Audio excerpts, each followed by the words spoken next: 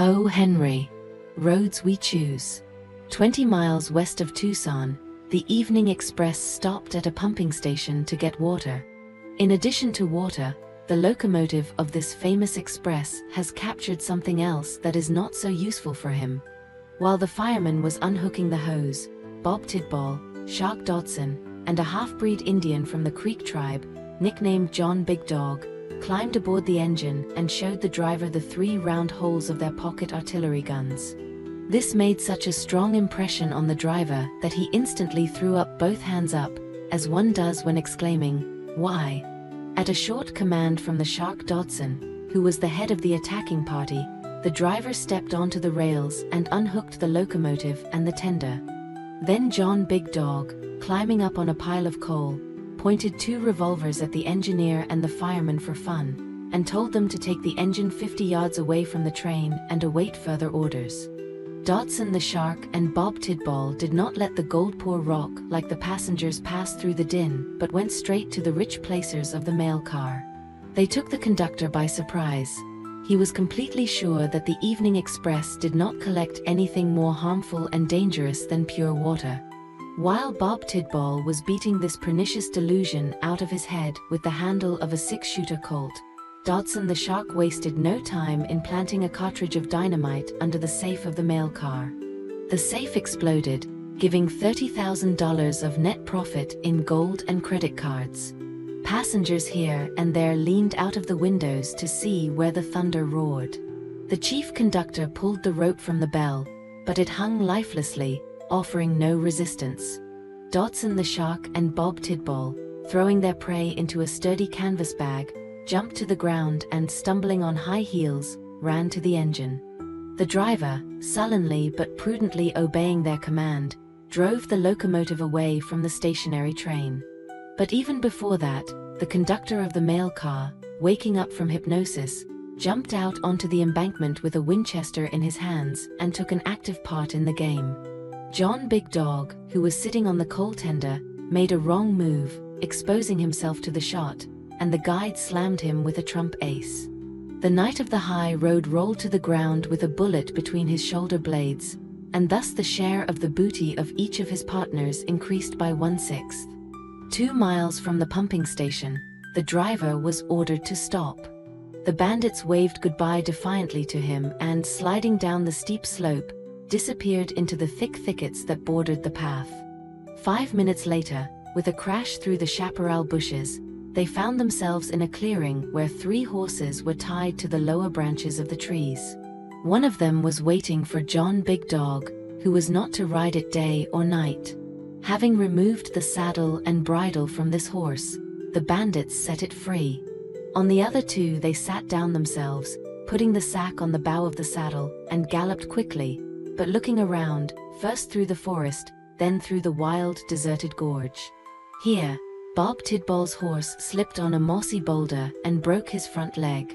The bandits immediately shot her and sat down to hold a council. Having traveled such a long, winding path, they were still safe. Time was still enduring. Many miles and hours separated them from the fastest pursuit. Dodson Shark's horse, dragging the bridle along the ground and waving its sides, gratefully nibbled at the grass on the bank of the stream. Bob Tidball untied the sack and, laughing like a child, scooped out neatly taped bundles of new credit cards and a single bag of gold. "Look here, old robber," he said cheerfully to Dodson, "you've been right, it's a big deal. Well, you have a head, just like the Minister of Finance. You can give anyone in Arizona 100 points ahead. What about the horse, Bob? You can't stay here too long. They'll be chasing us before dawn." "Well, your bolivar can stand 2 for now," replied the cheerful Bob. "We'll take the first horse we can find." "Damn it, good catch, eh? There are 30,000 here, according to what is printed on the papers, 15,000 for each brother." "I thought there would be more," said Shark Dodson, nudging the bundles of money lightly with the toe of his boot. And he cast a thoughtful glance at the wet sides of his starved horse. "Old Bolivar is almost exhausted," he said with emphasis. "It's a pity that your bay broke her leg." I don't mind, Bob said ingenuously, but there's nothing you can do about it. You've got a two-stranded bolivar, and he'll take us where we need to go, and then we'll change horses. Why, damn it, it's ridiculous that you're from the east, a stranger here, and we're in the west at home, and yet we're no match for you. What state are you from? From New York, said Shark Dodson, sitting down on a boulder and chewing on a twig. I was born on a farm in Ulster County. At the age of 17, I ran away from home. And I got to the west by accident. I was walking along the road with a bundle in my hands. I wanted to get to New York. I thought I would get there and start raking in money. It always seemed to me that I was born for this. I reached a crossroads and did not know where to go. For half an hour I thought about what to do, then turned left.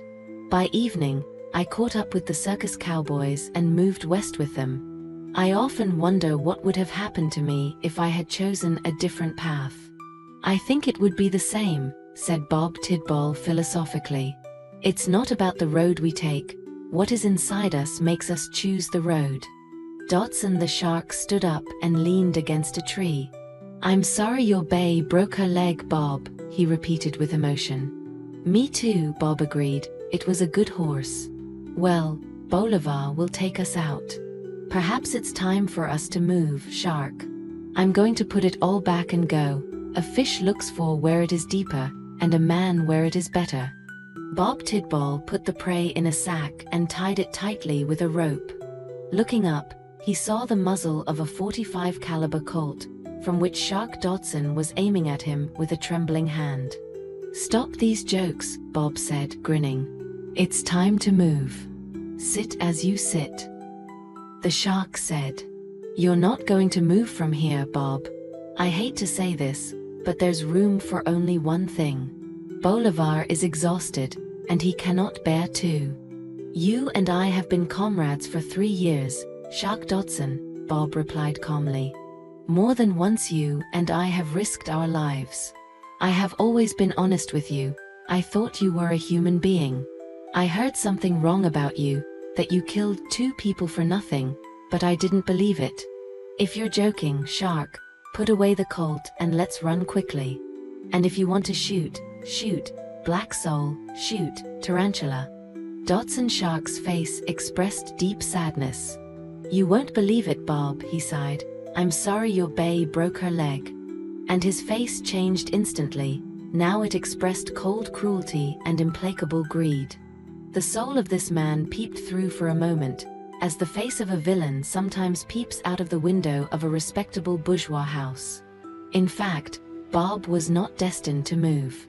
The treacherous friend's shot rang out, and the stone walls of the gorge echoed indignantly, and the villain's unwitting accomplice, Bolivar, quickly carried away the last of the gang that had robbed the evening express. The horse did not have to carry a double load.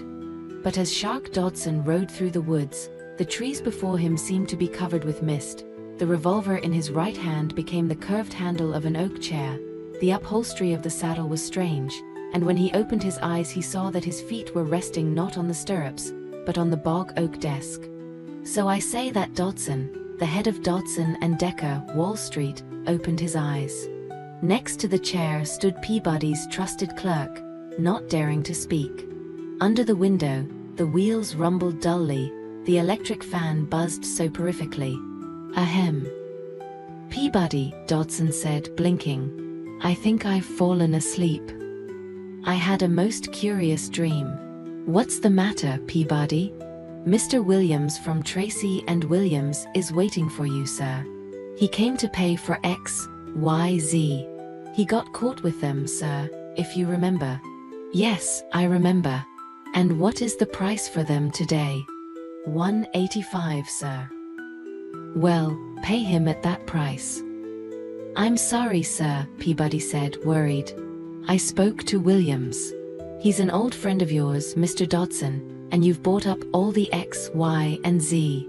I think you could, maybe you don't remember that he sold them to you at 98. If he settles at the present price, he will have to lose all his capital and sell his house. Dodson's face changed instantly, one of cold cruelty and unrelenting greed. The soul of this man peeped through for a moment, as the face of a villain sometimes peeps out of the window of a respectable bourgeois house. "Let one pay 85, Dodson said. Bolivar can't bear two." Silence fell. Outside, the wind drove dust across the plains. Perhaps it carried away something else: hope, regret, or an echo of a lost friendship. In the silence, a deeper truth seemed to linger. It's not the roads we choose, but what's inside of us that makes us do what we do.